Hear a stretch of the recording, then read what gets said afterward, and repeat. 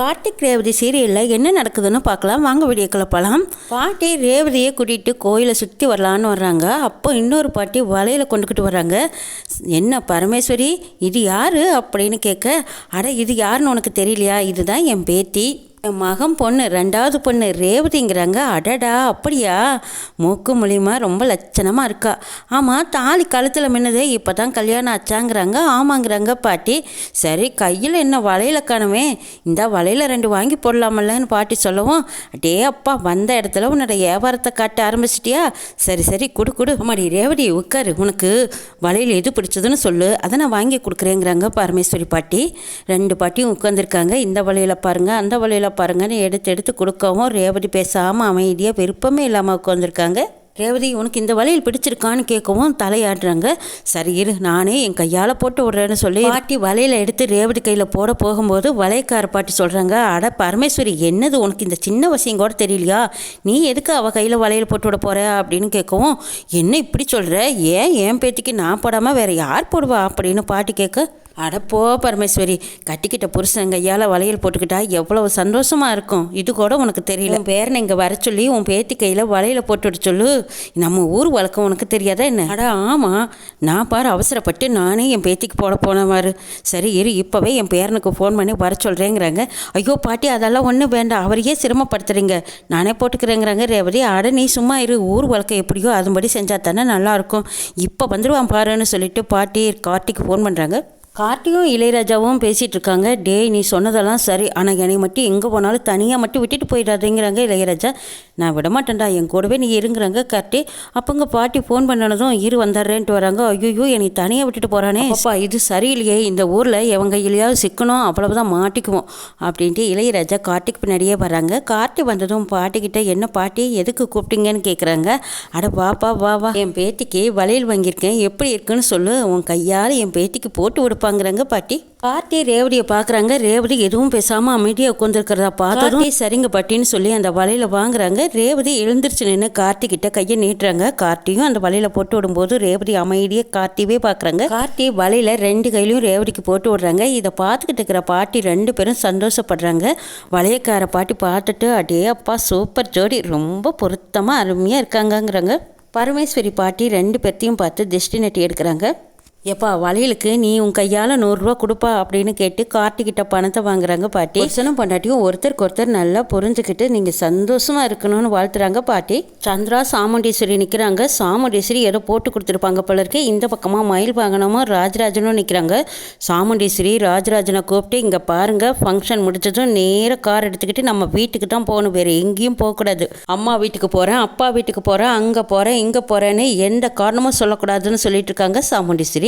அப்போ ரேவதி அங்கே அப்படியே அழகாக நடந்து வந்துட்டு இருக்காங்க. அவங்கள பார்த்ததும் சாமுண்டீஸ்வரி கண்டுக்கிட்டாங்க. என்ன கையில் புதுசாக வளையல் இருக்குன்னு கேட்குறாங்க. அம்மா, நீங்கள் நினைக்கிற மாதிரி பாட்டி ஒன்று எனக்கு வாங்கி தரல, நீங்கள் கட்டி வச்சுருக்கீங்களே மாப்பிள்ளை, அவர் வாங்கி கொடுத்தாரு, நான் போட்டுக்கிட்டேங்கிறாங்க. இதை கேட்டதும் மயில் வாகனமும் ராஜராஜனும் ரொம்ப சந்தோஷப்படுறாங்க. அதே சகல குடும்பஸ்தன் ஆகிட்டாரா, அதுக்குள்ளே கல்யாணமான புதுசுலேயே வளையலெல்லாம் வாங்கி கொடுத்துருக்காருன்னு மயில் வாகனம் சொல்கிறாங்க. பின்ன என்ன மாப்பிள்ளை, கல்யாணம் ஆனாலே இதெல்லாம் வாங்கி கொடுக்கறது முறைதானுங்கிறாங்க ராஜராஜன். ஆமாம், என் பொண்ணுக்கு நான் நல்ல மாப்பிள்ளையை தான் பார்த்து கல்யாணம் பண்ணி வச்சிருக்கேன்னு சொல்கிறாங்க சாமுண்டீஸ்வரி. என்ன செய்கிறது, இவ தான் அவரை இன்னும் புரிஞ்சுக்கவே மாட்டேங்கிறான்னு சொல்லி வருத்தப்படுறாங்க சாமுண்டீஸ்வரி. இளையராஜா கார்த்திகிட்ட புலம்பி தள்ளுறாங்க. இங்கே பாரடா மாப்பிள்ளை, எனக்கு ரொம்ப பயமாக இருக்குது, யாரை பார்த்தாலும் எனக்கு பயமாக இருக்குது, ராஜ கம்பீரமாக நடக்க தெரியல, எனக்கு கோட்டு சூட்டு போட்டாலும் என்ன உன்னைன்னு நினச்சி நம்பருக்கு எல்லாருமே கஷ்டப்படுறாங்கடா. இந்த கோட்டு சூட்டில் என்னைய பார்க்க ஏதோ கோமாளி மாதிரி இருக்காம எல்லாரும் என்னை அப்படியே குறுகுறுன்னு பார்க்குறாங்க. எனக்கு ஒரு மாதிரியே இருக்கு மாப்பிள்ள, அதுவும் உங்கள் அத்தை ஃபேமிலி கிட்ட நடிக்கிறக்குள்ளையா எனக்கு போதும்னு ஆயிடுது, என்னை சீக்கிரமாக ஊருக்கு அனுப்பிச்சி வச்சிரு மாப்பிள்ள.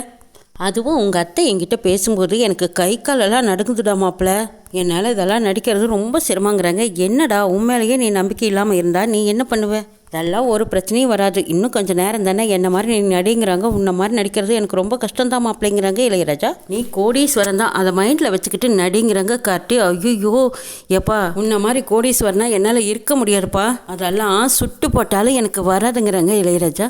மாப்பிள்ளை, இந்த நடிப்பை இதோட முடிச்சுக்கலாமான்னு இளையராஜா கேட்குறாங்க. அப்போ அதுக்கு மயில் வாகனம் தான் பதில் சொல்கிறாங்க. அது எப்படி முடியும், இன்னும் யாக பூஜையெல்லாம் இருக்குது, அதில் சில அடிகள் எல்லாம் சிலம்பு வாங்குவான், அப்போ அதெல்லாம் நீ தாங்கித்தான் ஆகணுங்கிறாங்க. ஐயோ, இன்னும் நடிக்கிறதுக்கு நிறைய இருக்குது, ஒரு விஷயத்தில் இறங்கிட்டா அது முழுசாக முடிக்கணுமில்லங்கிறாங்க மயில் வாகனம். ஐயோ என்னடா மாப்பிள்ளை, இவர் வேறு இப்படி சொல்கிறாரேன்னு இளையராஜா கேட்கவும், மாப்பிள்ளை என் உடம்ப பார்த்தியா, இதெல்லாம் அடி வாங்குற உடம்பா? கோயிலுக்கு கூட்டிகிட்டு வந்து என்னை பழி வாங்கிடாத மாப்பிள்ளை, தயவுசெய்து என்னை ஊருக்கு அனுப்பிச்சி வச்சுருங்கிறாங்க இளையராஜா. டேய் நீ ஒன்றும் பயப்படாத, நான் இருக்கேன்ல. மாப்பிள்ளை நீ இருப்ப, ஆனால் நான் இருக்கணுமல்லங்கிறாங்க இளையராஜா. இங்கே பாருடா, கோயில் கும்பாபிஷேகம் முடிகிற வரைக்கும் நீ பேசாமல் என் பக்கத்துலேயே நீ பேசும்போதெல்லாம் நீ பேசாமல் அமைதியாக என் பக்கத்தில் நின்று அது போதும்னு சொல்லிட்டு இருக்காங்க ராஜா. அப்போ ஊர் மக்கள் எல்லோரும் வராங்க. வந்ததும் தம்பி வணக்கம்னு சொல்கிறாங்க. 2 பேரும் கையெடுத்து கும்பிட்றாங்க. தம்பி இந்த ஊர் இன்றைக்கி சந்தோஷமாக இருக்குதுன்னா அதுக்கு காரணமே நீங்கள் தான். மூணு கோயிலை எப்போ திறக்க போகிறாங்களோ இல்லை திறக்காமையே விட்டுருவாங்களோன்னு நாங்கள் நினச்சிட்டு இருந்தோம். ஆனால் நீங்கள் வந்து கோயிலை திறந்து எங்களையெல்லாம் ரொம்ப சந்தோஷப்படுத்திட்டீங்க தம்பி. இனி நம்ம ஊரில் யாக பூஜையும் கும்பாபிஷேகமும் நடக்க போகுது. இனிமேல் நம்ம ஊர் செழிப்பாக சந்தோஷமாக இருக்கும் தம்பி. இதுக்கெல்லாம் காரணம் நீங்கள் தான். உங்களுக்கு ரொம்ப நன்றி தம்பிங்கிறாங்க. ஊர்க்காரங்க எல்லாரும் கார்த்திகிட்ட எல்லா விவரத்தையும் சொல்லி அவங்களுக்கு நன்றி சொல்லிட்டு இருக்காங்க. அப்போ கார்த்தி இளையராஜா 2 பேரும் அவங்க சொன்னதையெல்லாம் கேட்டு தலையசிச்சுட்டு இருக்காங்க. அப்போங்க சந்திரா அந்த பக்கமாக வந்தவங்க, என்னது டிரைவர்கிட்ட என்ன அப்படி பேசிகிட்டு இருக்காங்க, இவனே ஊருக்கு புதுசு, இவங்ககிட்ட பேசுறதுக்கு என்ன இருக்குன்னு சந்திராவுக்கு சந்தேகம் வருது. சரி பேசினவங்ககிட்டயே போய் கேட்டுடலான்னு சொல்லிட்டு அந்த பெரியவங்க பேசிட்டு போய்கிட்டு இருக்கும்போது பின்னாடியே போய், ஐயா கொஞ்சம் நெல்லுங்களேன், ஆமாம் அந்த டிரைவர் ராஜா கிட்ட என்ன பேசிகிட்டு இருந்தீங்கன்னு கேட்குறாங்க. எது டிரைவர் ராஜாவா? நாங்கள் ராஜ சேதுபதியோட பேரங்கிட்டையெல்லாம் பேசிகிட்டு இருந்தோங்கிறாங்க. நீ ஏம்மா இடையில வந்து குழப்பிக்கிட்டு இருக்க, உனக்கு இப்போ என்ன பிரச்சனை, என்ன வேணும்னு கேட்குறாங்க. சரி ராஜ சேதுபதியோட பேரங்கிட்ட பேசினேன்னு சொல்கிறீங்க, அவர் என்ன கலர் ட்ரெஸ் போட்டிருந்தாருன்னு கேட்குறாங்க. கலர் வேஷ்டியும் கலர் சட்டம் போட்டு ஜம்முன்னு நின்னாரே, அதை நீ பார்க்கலையாம்மா? சரி நீ போய் பார்த்து பேசிக்கோமா, வேலை நிறைய கிடக்கு, நாங்கள் போய் வேலையை பார்க்கணுன்னு ஊர் பெரியவங்க அங்கேருந்து அந்த பக்கம் போகிறாங்க. சந்திராவுக்கு ஒரே குழப்பமாக இருக்குது. என்னது அந்த கிழவனோட பேரை கோட் சூட்டு தான் போட்டிருந்தான், நம்ம டிரைவர் தான் வேட்டி சட்டை கட்டியிருந்தான், என்னடானா அந்த பேரை வேஷ்டி சட்டை போட்டிருந்ததா சொல்கிறாங்க. சரி இப்போ போய் பார்ப்போம் அப்படின்னு சந்திரா கார்த்தியும் இளையராஜாவையும் போய் பார்க்குறாங்க. இளையராஜா அங்கே வேஷ்டியும் சட்டும் போட்டுட்டு, அடடா என்னதான் இருந்தாலும் வேஷ்டி சட்டைக்கு ஈடாகுமா, பேண்ட் ஷர்ட் போடுறத விட வேஷ்டி சட்டை ரொம்ப ஃப்ரீயாக இருக்குதுங்கிறாங்க. ஆமாம் கிராமத்துக்கு வந்தாவே அந்த கிராமத்துக்கு காற்று அப்படி ஃப்ரீயாக போகும்ல. சந்திரா வந்து பார்க்கும்போது இளையராஜா வேஷ்டி செட்டில் இருக்காங்க. அப்போ இவனும் வேஷ்டி செட்டில் தான் இருக்கானா? அப்போ நாம தான் தப்பாக புரிஞ்சுக்கிட்டோமா? ஊர் ஜனங்க இவனை பார்த்துட்டு தான் சொல்லிட்டு போகிறாங்களா? ஒன்றும் புரிய மாட்டேங்குது. இவனும் வேஷ்டி சட்டியில் இருக்கான். சரி நாம தான் தப்பாக புரிஞ்சுக்கிட்டோன்னு நினச்சிட்டு சந்திரா அங்கேருந்து போகிறாங்க. இதை பார்த்துக்கிட்டு இருந்த இளையராஜா, அப்பாடா எப்படியோ இந்த மேடத்துக்கு சந்தேகம் தீர்ந்தது போல இருக்குது, வந்து பார்த்ததும் கிளம்பி போகிறாங்கங்கிறாங்க. அங்கே ராஜராஜன் வந்து பார்த்துட்டு, என்ன மாப்பிள்ளை சந்திரா உங்களை 2 பேர்த்தையும் பார்த்துட்டு குழம்பு போயிட்டலாங்கிறாங்க. ஆமாம் மாமா, நல்ல வேலை கரெக்டான நேரத்தில் நீங்கள் வந்து சொன்னீங்க, நல்லா குழப்பி விட்டாச்சுங்கிறாங்க இளையராஜா. மாமா டக்குன்னு முடிவெடுத்து அதை உடனே மாற்றுறது என் சகலையை தவிர வேறு யாருனாலையும் மாற்ற முடியாதுங்கிறாங்க மயில் வாகனம். எப்படி சகலை இதெல்லாம் உன்னாலே மட்டும் டக்குன்னு முடியுதுங்கிறாங்க. அதெல்லாம் எனக்கு தெரியாதுங்க, நேரத்துக்கு ஏற்ற மாதிரி மாற்றித்தானே ஆகணுங்கிறாங்க. ஆமாம் இப்படி ஆள் மாறாட்டம் பண்ணுறக்கெல்லாம் ஏதாவது கிளாஸு கோர்ஸ் இருக்கா, அதான் இவ்வளோ தெளிவாக பண்ணுறீங்களேன்னு மயில் வாகனம் கேட்கவும், அட என்ன மாப்பிள்ளை இவ்வளோ மங்கினித்தனமாக இருக்கீங்க, உங்களுக்கு புரியிருக்காக அவங்க சில விஷயங்களை சொன்னால் நீங்கள் புரிஞ்சுக்காம அவரையே திருப்பி கேள்வி கேட்குறீங்களேன்னு ராஜராஜன் சொல்ல, என்ன செய்கிறது, நம்மளுக்கு தெரிஞ்சது அவ்வளவுதானே, வேற என்ன செய்ய முடியும், ஏப்பா நீ என்ன திருன்னு முழிச்சிட்டு இருக்க அப்படின்னு இளையராஜாவை கேட்கவும், ஆமாம் இப்போ என்ன செய்ய சொல்கிற, ஒவ்வொரு நிமிஷமும் செத்து பழைக்கிற மாதிரியே இருக்குது, எப்படா இந்த கோயில் ஃபங்க்ஷன் முடியும்னு இருக்குது. பாட்டியோட பேர்னா நடிக்கிறதுனா சும்மாவா, ஐயோ ஃபங்க்ஷன் இருக்குது இனிமே தான் இருக்கு உனக்கு, நீ நல்லா நடிச்சு தான் ஆகணும், வேறு வழியே இல்லைங்கிறாங்க மயில் வாகனம். அட சும்மா இருங்க மாப்பிள்ள, அவள் ஏற்கனவே பயந்து கிடக்குறா, அவனை போய் எச்சா பயமுறுத்துறீங்களேன்னு ராஜராஜன் சொல்லிட்டு இருக்காங்க. சாமுண்டீஸ்வரி ஃபோனில் பேசிகிட்டு இருக்காங்க. அங்கே ரேவதி வர்றாங்க. அப்போ தான் சந்திராவும் அந்த இடத்துக்கு வர்றாங்க. என்ன சித்தி ஏதோ ஒரு குழப்பமாக இருக்கிற மாதிரி இருக்குது, உங்களுக்கு என்ன சந்தேகம்னு கேட்குறாங்க ரேவதி. அதுவா இங்கே வந்திருக்கானே ஒருத்தன், அவள் கிளவியோட பேரனானு எனக்கு சந்தேகமாக இருக்குது, ஊர்க்காரங்களும் அவனை பார்த்து ரொம்ப பில்டப் போடுறாங்க. ஆமாம் சந்திரா எனக்கும் சந்தேகமாக தான் இருக்குது, அந்த சந்தேகம் இருந்துக்கிட்டே தான் இருக்குது. அந்த கிளவி என்னமோ கல்யாண மண்டபத்தில் என் பேரன் சூரன் வீரன்னு சொன்னான், ஆனால் நேரில் பார்த்தா அந்த பேரனை பார்க்கும்போது ரொம்ப சொங்கியவெல்லாம் இருக்கான். அந்த கிளவி சொன்ன அளவுக்கு அவன் ஒத்தே இல்லைன்னு எனக்கு தோணுதுங்கிறாங்க சாமுண்டீஸ்வரி. முகூர்த்தக்கால் நடந்துக்கான எல்லா ஏற்பாடுகளும் நடந்துட்டு இருக்குது. அங்கே ஊரே சேர்ந்து கூடி நிற்கிறாங்க. அப்போ தான் மயில் வாகனம் ராஜா கிட்ட கேட்குறாங்க, என்னமாமா ஊரே சேர்ந்து கூடி நிற்குது, இதுதான் உங்கள் பேரேன்னு யாராவது அவங்க நம்ம கிளம்ப பார்த்து சொல்லிட்டு என்ன மாமா பண்ணுறதுங்கிறாங்க மயில் வாகனம். அதெல்லாம் மாப்பிள்ளை சமாளிச்சுக்குவாரு, நீங்கள் ஒன்றும் கவலைப்படாதீங்கன்னு சொல்லிட்டு இருக்கும்போது ஐயர் ராஜராஜனை பார்த்து, ஐயா முகூர்த்தக்கால் ரெடி ஆயிடுச்சு, நீங்கள் வந்து அதை தொட்டு கொடுத்தீங்கன்னா நாம விசேஷத்தை ஆரம்பிச்சிடலாங்கிற. ராஜராஜன் வந்து முகூர்த்தக்காலுக்கு தீப ஆராதனை காட்டுறாங்க. நவதானியம் போட்டு பால் ஊற்றி தீர்த்தத்தை விடுறாங்க. சாமியை கும்பிட்டுட்டு முகூர்த்தத்துக்கால் எடுத்து நடுங்கன்னு சொல்கிறாங்க. இரு அப்போ ஒரு அம்மா சொல்கிறாங்க, ஐயா கொஞ்சம் இருங்களேன், எங்கள் முகூர்த்தக்கால் பிடிக்கிறது எங்களுக்கு ரொம்ப சந்தோஷம்தான், இருந்தாலும் இதுக்கு காரணமான ரமேஸ்வரி அம்மாவோட பேரன் தானே, அவங்களும் வந்து இந்த முகூர்த்தக்கால் நட்டா நாங்கள் எல்லாரும் ரொம்ப சந்தோஷப்படுவாங்கிறாங்க. அப்போ தான் பாட்டி திருன்னு முழிக்கிறாங்க. என்னடா இது இப்படிட்டாங்களே, இருந்தாலும் நமக்கு சந்தோஷம்தான், நம்ம பேரன் போய் முகூர்த்தக்கால் பிடிக்கிறதுல எவ்வளோ பெருமை, நம்ம மக ராசராசா கூட நம்ம பேரனும் சேர்ந்து முகூர்த்தக்கால் பிடிச்சா பெருமை தானே. நீங்கள் தப்பா தப்பாக நினச்சிக்காதீங்க, பெரியய்யா இல்லாத நேரத்தில் உங்கள் பேரனும் வந்து முகூர்த்த கால் பிடிச்சா நாங்கள் எல்லாருமே சந்தோஷப்படுவோம், அது நல்லாவும் இருக்குங்கிறாங்க. ஐயோ சகலை இப்போ மாட்டிக்க போகிறானே, பாட்டி இப்போ என்ன பண்ண போகிறாங்கன்னு தெரியலையேன்னு மயில் வாகனம் பாட்டியை பார்க்குறாங்க. பாட்டி என்ன செய்கிறதுனே தெரியாமல் முழிச்சிட்டு இருக்காங்க. அட என்னம்மா முழிக்கிறீங்க, உங்கள் பேரனை கையை பிடிச்சி கூட்டிகிட்டு வந்து முகூர்த்த கால் நடபட வேண்டி தானுங்கிறாங்க ஊர் பெரியவங்க. பெண்ணை என் பேரனும் வந்து முகூர்த்த கால் பிடிக்கணுமா, அவ்வளவுதானே, இதோ இப்போ வரேன் பாருங்க அப்படின்னு சொல்லி இப்போ போய் கூட்டிகிட்டு வந்துடுறேன்னு சொல்லி பாட்டி வர்றாங்க. ஐயோ மாப்பிள்ளை எனக்கு கொஞ்சம் பயமாக இருக்குதே, பாட்டி வேற என் பேரனை கூட்டிகிட்டு வந்து முகூர்த்த கால் பிடிக்கிறேன்னு சொல்கிறாங்களே, உன்னை இப்போ நான் போவேனா நீ போகணும் இல்லையா மாப்பிள்ளை, பாட்டி வேற வராங்களே என்ன செய்யறதுங்கிறாங்க. இளையராஜா பயந்துட்டு இருக்காங்க. போங்கம்மா பார்த்துக்கிட்டே நிற்காதீங்க, நேரம் ஆகுதெல்லாம் போய் உங்கள் பேரனை கூட்டிகிட்டு வாங்கன்னு சொல்லவும் பாட்டி என்னடா செய்யறதுன்னு தெரியாமல் அப்படியே கையை உதறிக்கிட்டே போகிறாங்க. அதுவும் காட்டியோட கையை பிடிக்கிறாங்க. ஊர் மக்கள் எல்லாரும் சந்தோஷப்படுறாங்க. சாமுண்டேஸ்வரி குடும்பம் மட்டும் குழப்பத்தோடு பார்க்குறாங்க. அடுத்தது இளையராஜா கையும் பிடிச்சிடுறாங்க. பாட்டி ஏமா உங்கள் பேரனை கூட்டிகிட்டு வர சொன்னால் நீங்கள் என்ன அவர் கையை பிடிச்சிருக்கீங்கன்னு கேட்கும்போது, ஆமாம் இவரும் என் பேரன் தான், பேத்தியை கல்யாணம் பண்ணிக்கிட்டா எனக்கு பேரன் தானே, வாங்க ஐயா போலான்னு பாட்டி இளையராஜாவையும் காட்டியும் ரெண்டு பேர்த்தையும் ரெண்டு கை பிடிச்சி கூட்டிகிட்டு வராங்க. அடே அப்பா பாட்டி புத்திசாலித்தனமாக சமாளிச்சிட்டாங்கங்கிறாங்க மயில் வாகனம். என் அம்மா எப்போவுமே இப்படி தான், மாப்பிள்ளையும் விட்டு கொடுக்காம கூட்டிகிட்டு வராங்க. எங்கள் அம்மானா அம்மா தான் நினைக்கிறாங்க ராஜராஜன். மற்றவங்க எல்லாரும் குசு குசுன்னு பேச ஆரம்பிச்சிட்டாங்க. என்னது இவனை போய் சாமுண்டீஸ்வரி அம்மா மருமகனாக தேர்ந்தெடுத்திருக்காங்க, பார்த்தா லூசு மாதிரி இருக்கான், இதில் நம்ம ராஜா ஏன் எப்படி தான் சமைச்சாருன்னு தெரியல. சரி அவங்களுக்கு பிடிச்சிருக்கு செஞ்சுருக்காங்கன்னு பேசிகிட்டு இருக்காங்க ஊர்க்காரங்க. இந்த பக்கமாக என்னக்கா போகிற போக்கில் ஓ மாப்பிள்ளையும் சேர்த்து கூட்டிகிட்டு போகிறா இந்த கிளவின்னு கேட்குறாங்க சந்திரா. ஆமாம்மா கிளவிக்கு என் மேலே ஒரு பயம், ஏன்னு கேட்டால் ஏன் மாப்பிள்ளைக்கு முதல் மரியாதை தானே கொடுக்குறா, ஒன்றும் தப்பு இல்லையங்கிறாங்க சாமுண்டீஸ்வரி. ஏக்கா இது எதுக்குக்கா தேவையில்லாத வேலைன்னு சந்திரா கேட்கவும், இது சாமி காரியம் புண்ணியம் தானே நடட்டும் விடுங்கிறாங்க சாமுண்டீஸ்வரி. இளையராஜா ராஜராஜன் நம்ம காட்டி 3 பேருமா சேர்ந்து பந்தக்கால் எடுத்து நட்டுறாங்க. இதை பார்த்து ஊர் மக்களை எல்லாரும் அப்பாடா முருகா நல்லபடியாக இந்த பந்தக்கால் நட்டாச்சு, இதே மாதிரி கோயில் கும்பாபிஷேகமும் சிறப்பாக நடக்கணும்னு பாட்டி வேண்டிக்கிறாங்க. மாப்பிள்ளை அப்பாடா எப்படியோ பாட்டினால தப்பிச்சோம் அப்படிங்கிறாங்க இளையராஜா.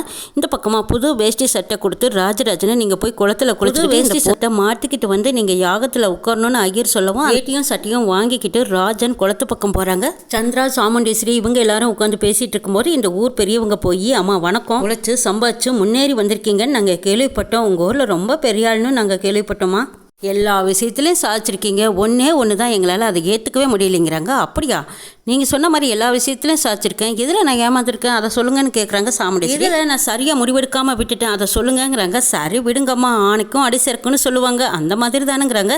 இருங்க எதை சொன்னாலும் முழுசாக சொல்லிட்டு போங்க, சொல்ல வந்த விஷயத்த சொல்லாமலே பாதியில் விட்டுட்டு போனால் என்ன அர்த்தம், எந்த விஷயத்தில் நான் சரியாக முடிவெடுக்கல அதை நீங்கள் எனக்கு சொல்லுங்கள் அப்படின்னு சாமுண்டீஸ்வரி கேட்கவும், எல்லாத்துலேயுமே பெஸ்ட்டாக முடிவெடுக்கிற நீங்கள் உங்கள் பொண்ணு கல்யாண விஷயத்தில் கோட்டை விட்டுட்டீங்களாமாங்கிறாங்க. அங்கே இருந்த எல்லாருமே திடுக்குன்னு திரும்பி பார்க்குறாங்க. ஐயோ இவர் என்னடா இப்படி போய் கேட்டுட்ருக்காங்க. ஏற்கனவே சந்திரா சாமுண்டீஸ்வரி இவங்க எல்லாத்துக்கும் ஒரு சந்தேகமும் குழப்பமும் இருந்துகிட்ருக்கு, இப்போ எச்சா குழப்பி விட்டுட்டாரேன்னு பார்க்குறாங்க பாட்டி. ஏமா உங்களுக்கு ஏற்ற மாப்பிள்ளையா, உங்கள் 2வது பொண்ணுக்கு போய் அப்படி ஒரு மாப்பிள்ளையை பார்த்துருக்கீங்களா, நடக்கிறத பார்த்தாவே அங்கே ஒரு கால் இங்கே ஒரு கால் எடுத்து வச்சு ஒழுங்காக நடக்க கூட தெரியல, அவரை போய் உங்கள் மாப்பிள்ளையை எடுத்துக்கிட்டீங்களே, இது எப்படிமா. ஐயோ அந்த காமெடியான பற்றி தான் பேசிகிட்டு இருக்காங்க, இப்போ அவள் வந்ததுனால பெரிய பிரச்சனை ஆகிடும் போல இருக்கு, இப்போ பார் அதை பற்றி தான் பேசிகிட்டு இருக்காங்க, ஆட்டுக்கிட்ட சொல்லிட்டு இருக்காங்க மயில் வாகனம். அந்த அளவுக்கு போகாது நான் பார்த்துக்கிறேங்கிறாங்க. சரி மாப்பிள்ளை எப்படியோ பார்த்துக்கோ, பிரச்சனை பெருசாகிடாமல் இருந்தால் சரிங்கிறாங்க மயில் வாகனம். இந்த பக்கம் சாமுண்டீஸ்வரி ஊர் பெரியவங்க கிட்ட கேட்குறாங்க. ஆமாம் என் மாப்பிள்ளைக்கு என்ன அப்படியே சிங்க மாதிரி இருக்காரு, அவருக்கு என்ன குறைங்கிறாங்க சாமுண்டீஸ்வரி. அம்மா உங்கள் மருமகங்கிறதுனால நீங்கள் விட்டு கொடுக்காம பேசுகிறீங்க, என்னதான் இருந்தாலும் அவன் ஒரு அறவேக்காடுதானுங்கிறாங்க சாமுண்டீஸ்வரிக்கு கோவம் வருது. என் மாப்பிள்ளையை பற்றி உங்ககிட்ட ஏதாவது கருத்து கட்டுனா அறவேக்காடு லூசு அப்படி இப்படி ஏதோ சொல்லிட்டு இருக்கிறீங்க, ஏதோ பெரிய மனுஷனாச்சேன்னு நின்று பேசிகிட்டு இருந்தா நீங்கள் என்ன வேணாலும் பேசுவீங்களா. சரிம்மா கோவப்படாதீங்க, ஏதோ எங்கள் மனசில் பட்டுது நாங்கள் சொல்லிட்டோம், உங்கள் பொண்ணு நீங்கள் யார் வேணாலும் மாப்பிள்ளையாக தேர்ந்தெடுக்கலாம், அது உங்களோட விருப்பம், சரிம்மா நாங்கள் வரோன்னு சொல்லிட்டு அந்த பெரியவங்க போகிறாங்க. சாமுண்டீஸ்வரி டென்ஷனாக நிற்கிறாங்க. என்னக்கா இது ஊர்க்காரங்களாம் ஒரு டைப்பாக இருக்காங்க, ஏன் இப்படி பேசுகிறாங்கன்னு எனக்கு ஒன்றும் புரியலைங்கிறாங்க சந்திரா. ஆமாம் சந்திரா இவங்களாம் ஏன் இப்படி தான் பேசிகிட்டு இருக்காங்கன்னு எனக்கும் ஒன்றும் புரியலைங்கிறாங்க சாமுண்டீஸ்வரி. எனக்கு என்னமோ ஏதோ ஒரு குழப்பம் நடந்திருக்குன்னு தோணுதுங்கிறாங்க சந்திரா. அதெல்லாம் ஒரு குழப்பம் இல்லை, எனக்கு நல்லா தெரியும், நீ பேசாமல் அமைதியாக இருங்கிறாங்க சாமுண்டீஸ்வரி. இந்த பக்கமாக பாட்டி பார்த்துக்கிட்டு, அப்பா முருகா என் பிள்ளை ஏதோ உன்னோட கோயில் திருவிழாவை நடத்தி வைக்கிறதுக்காக இங்கே வந்திருக்கான், இவங்க எல்லாம் பண்ணுறதை பார்த்தா என்னோட பேர விஷயத்தில் எந்த குழப்பமும் வந்துடக்கூடாது, நீ தான்ப்பா துணையாக இருக்கணும்னு வேண்டிட்டு போகிறாங்க பாட்டி. இங்கே ராஜராஜன் குளத்தில் குளிக்கிறதுக்காக வந்திருக்காங்க. விருமனும் சிவனாண்டியும் இந்த ஃபங்க்ஷனை நல்லபடியாக நடத்த விடக்கூடாது, அதுக்கு என்ன பண்ணலான்னு யோசிச்சுட்டு என்ன உன்னோட இன்ஸ்பெக்டர் சகலை இன்னும் காணமேனு சிவனாண்டி கேட்கவும், இப்போ வந்துடுவா நீ வெயிட் பண்ணி பாருங்கிறாங்க விருமன். விருமனோட சகல இன்ஸ்பெக்டர் வந்துடுறாங்க. வந்ததும் என்ன பண்ணணும் சொல்லுங்க அப்படின்னு கேட்கும்போது, ஆமாம்மா உன்னை தான் இவ்வளவு நேரமாக எதிர்பார்த்தோம், அங்கே நிற்கிறான் பாரு அவன் தான் ராஜ சேதுபதியோட பையன். அவன் யாகத்தில் உட்கார விடாமல் சேதுபதியோட பேரை என்னை ரொம்ப அவமானப்படுத்திட்டான். நான் பட்ட அவமானத்துக்கு இந்த ராஜா அந்த கோயில் கும்பாபிஷேகத்தை நல்லபடியாக நடத்த விடக்கூடாது. இவன் யாகத்தில் உட்காரக்கூடாதுங்கிறாங்க விருமன். சகல உங்களுக்கு இந்த ஊரில் கிடைக்காத மரியாதை வேறு யாருக்கும் கிடைக்கக்கூடாது, நான் பார்த்துக்கிற விடுங்கன்னு சொல்லிட்டு இன்ஸ்பெக்டர் ராஜராஜன் கிட்ட போய் வம்பு பண்ணுறாங்க. பாத்தியா என் சகல எனக்கு ஒன்றுன்னா எப்படி துடிச்சு போகிறான்னு, என்ன நடக்குதுன்னு வேடிக்கையை பாருங்கிறாங்க. சிவனாண்டியும் சொல்கிறாங்க, ஆமாம்மா எப்படியோ இந்த யாகத்தை நடக்க விடாமல் பண்ணனா அதுவே போதும்னு 2 பேரும் போய் வேடிக்கை பார்க்க போகிறாங்க. இன்ஸ்பெக்டர் போனதும் ராஜராஜன் இடிக்கிறாங்க. எங்க பார்த்து போகக்கூடாதாங்கிறாங்க. ஆமாம் நீ யாருன்னு கேட்குறாங்க இன்ஸ்பெக்டர். நான் தான் ராஜ சேதுபதியோட மகங்கிறாங்க. ஓ நீ தான் 25 வருஷத்துக்கு முன்னாடி இந்த ஊரை விட்டு ஓடி போனவனா? அடடா உன் பொண்டாட்டி இப்பதான் பார்த்துட்டு வந்த, செம சூப்பரா அழகா இருக்கா, அவளுக்காக நீ இந்த ஊரை விட்டு ஓடி போனதுல தப்பே இல்லடா அப்படின்னு சொல்லவும் ராஜராஜனுக்கும் கோவம் வருது. பாருங்க பொண்ணுங்களை பத்தி பேசுறதே தப்பு, இதுலயும் என் பொண்டாட்டியை பத்தி என்கிட்டயே வந்து சொல்றீங்களா, இந்த மாதிரி எல்லாம் பேசாதீங்க, அதுக்கப்புறம் நான் என்ன பண்ணுவேன்னு தெரியாதுங்கிறாங்க ராஜராஜன். அட போய்யா, பொம்பளை பொறுத்தாண்ட ஓடி போயிட்டு நீ வந்து ரூல்ஸ் பேசுறியா? அப்பா அம்மா முக்கியம் இல்லை, ஊர் முக்கியம் இல்லைன்னு உன் பொண்டாட்டி பின்னாடி ஓடி போயிட்டு பூஜை பண்ணுறேன் தீபாராதனை பண்ணுறேன்னு வந்து நிற்கிறியா?